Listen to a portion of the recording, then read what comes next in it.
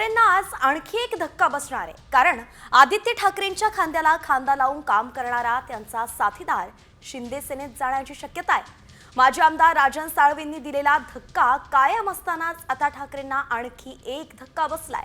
युवा सेनेचे माजी सदस्य रुपेश कदम एकनाथ शिंदेंच्या पक्षात प्रवेश करण्याची शक्यता आहे। दिंडोशी विधानसभेतून सुनील प्रभू यांना तिकीट दिल्यानं रुपेश कदम नाराज होते। रुपेश कदम हे आदित्य ठाकरे यांच्या सर्वात जवळचे पदाधिकारी म्हणूनही ओळखले जातात। एकंदरीतच ठाकरे गटात एकामागून एक धक्के बसताना आपल्याला पाहायला मिळतंय।